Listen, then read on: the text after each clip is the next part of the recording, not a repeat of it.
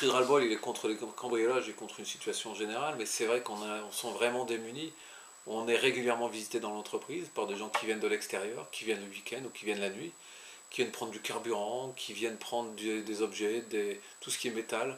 Les métaux disparaissent régulièrement et donc là on a marre d'être visité, surtout que cette fois-ci c'était pour plus de 30 000 euros de dégâts.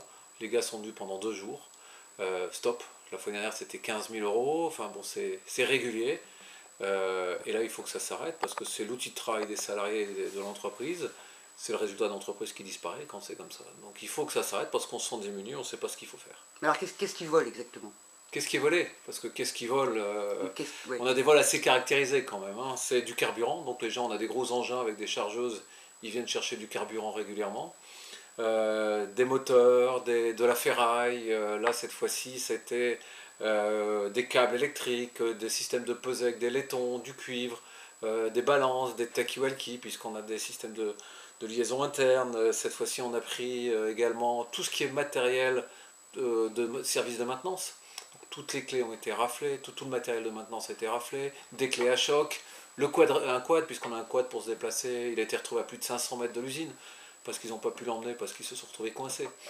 Mais il n'y a pas de système d'alarme? On a des caméras, on les voit sur les caméras, mais le problème c'est que ils sont venus la nuit, on a eu des systèmes de problèmes d'interférence, et puis on ne voit pas forcément systématiquement, mais on les voit quand on analyse les vidéos, on les voit sur vidéo, mais les gars sont cagoulés, enfin ils sont Mais on les a déjà vus le week-end, hein, ces gens-là. Moi j'ai des salariés qui étaient à la chasse à côté de l'usine il y a 2-3 mois, et les gars étaient à l'intérieur de l'usine. Mais alors si c'est des vols ou des cambriolages à répétition, je suppose qu'il y a eu des plaintes.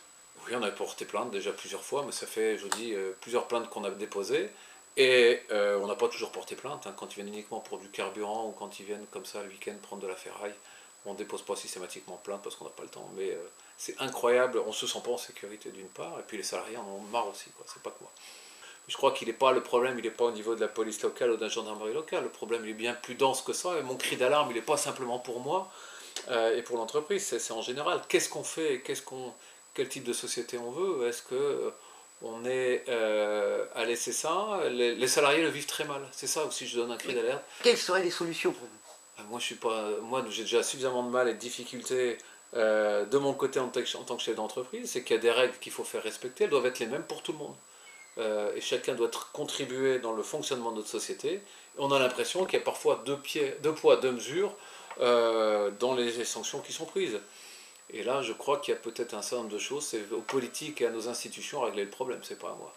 Et vous pensez qu'on peut identifier les cambrioleurs? Je ne veux pas en faire un débat de société, mettre certaines communautés ou certaines personnes. Moi, j'ai pas de preuves aujourd'hui. Je dis simplement, on en parle beaucoup dans la presse nationale aussi.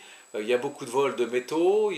Donc, je pense qu'on doit pouvoir. Les métaux partent quelque part, ils sont transférés chez quelqu'un.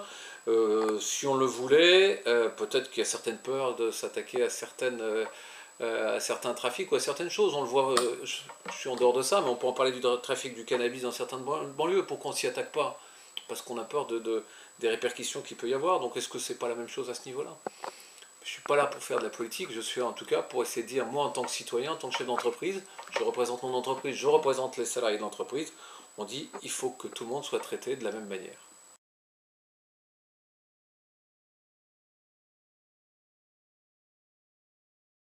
Écoutez, j'ai eu d'autres chefs d'entreprise en contact et qui m'ont envoyé instantanément leur soutien et qui se posent la même chose. Mais je crois que ce n'est pas qu'un collectif de chefs d'entreprise. Je crois que les politiques et l'État doivent prendre ça en main. On parle de la sécurité, mais d'autres choses, pour qu'on n'arrive pas à une montée des extrêmes, justement, que les gens se gèrent eux-mêmes les problèmes.